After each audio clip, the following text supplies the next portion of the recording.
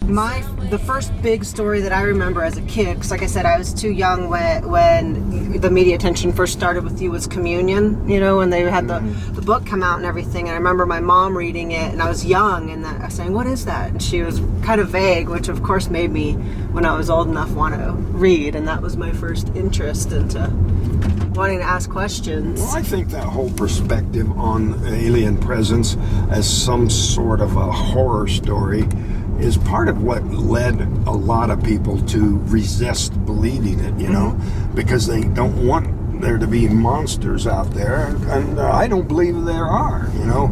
Some people just interpret it that way, you know. Something. Well, it's the unknown in general is always scary. It's strange, so, you know, they're terrified. But, you know, the unknown, whether it's, you know, a political agenda that someone doesn't understand all the way, or whether it's, you know, even a foreign culture that, you know, or a foreign species. If you don't understand it, it can be terrifying to somebody, and there's going to be resistance. Yeah.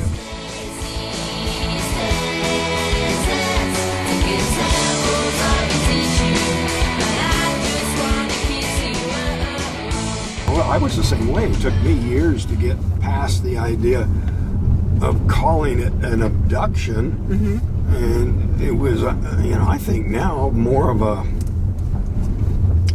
an ambulance call than an abduction.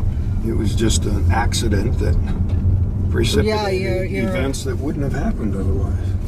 The timing of everything lining up, of you just being right there. How long do you feel like it took you to kind of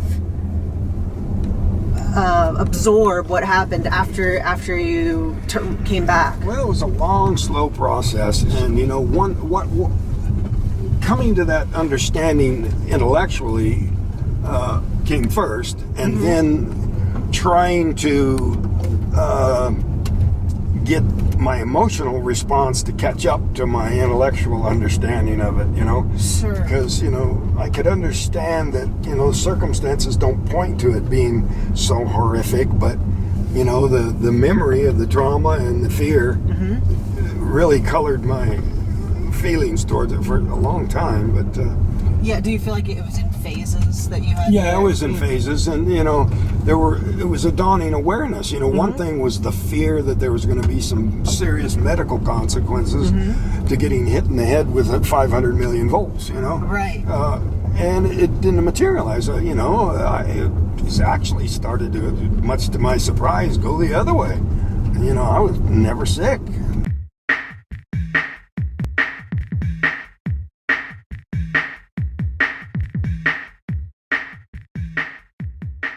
I'd heard you mention that you went to, you know, anonymously to a brain specialist after. Have you been to any, have they checked for any implants or anything? And, you know, I hear about this implant stuff, and although some people may get implants, I don't think that aliens need that in order to keep track of people. We have these little cell phones we carry around with us. Yeah. And the data center up there in, I think it's Utah, is basically recording every single electronic communication on the face of the earth. And we got 8 billion people here. And with comparatively primitive technology, our authorities can keep track of 8 billion people. So I would think that a really advanced civilization would be able to keep track of all of us, no problem. I used to scoff at the idea. People say, "Oh, I saw this thing when I was 8 years old, and then I had this other incident when I was 25." And oh, come on! I thought, you know, we're like ants on an anthill. You know, they're no respecter of persons. But actually, I think they are. I think that if you saw one when you were 5 and you saw another one when you were 30, they know it's you. Well, so what's it been like? I don't know if you know any of my history, but so in my 20s, I was a professional wrestler, and I've been retired for many years, but it's kind of defined my adult existence, because they're like, oh, you're the wrestler, you know, and it's this one thing, and there's many facets of you and who you are, but this one thing is kind of what people identify with for me. So how does that affect you with everybody? They're not, you know, that's what they want to know about and what they want to talk about. Or have you just accepted that that's just the way it is, or does it annoy you some days? Well, you know, I could moan and cry and complain, but what's that good is it going to do me, you know? Yeah. People say, do you wish it been? What good does it do to wish it didn't happen? What's that? You can shit in one hand and wish in the other? And Yeah. something like that.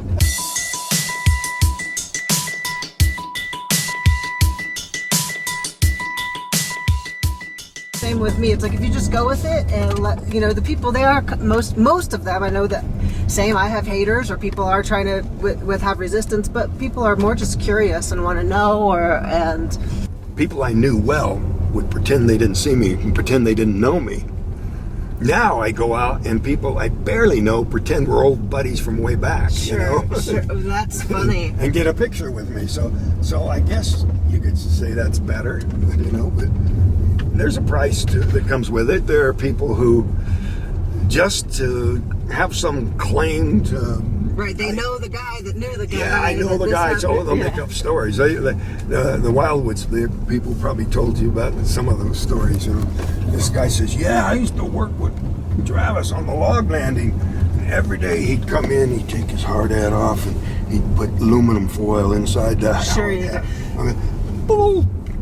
Why would I put fresh aluminum foil in there every day if I thought I needed to shield my brain with aluminum foil? It's just made a good story. Yeah. And, you know, but I know the guy, and, you know, we worked together. And I can't tell you how many high schools I went to. I only went to one, but it's like, I went to high school with her. I'm like, that's the story Lassiter, Marietta, because that's the only one I went to. a guy saying, you know that homecoming party in the movie? You know, I was at that party. Oh yeah, well that was just made for the party was fiction. You know, there never was a party. So I don't know how you were at it, because I wasn't.